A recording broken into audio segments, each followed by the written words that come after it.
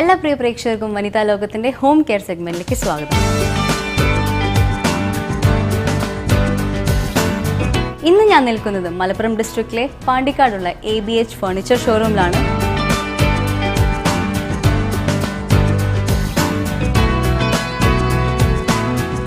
ഇപ്പോൾ ഫർണിച്ചറുകൾക്കായി ഉപയോഗിക്കുന്ന മെറ്റീരിയലുകളിൽ വലിയ മാറ്റങ്ങൾ വന്നുകൊണ്ടിരിക്കുന്നു.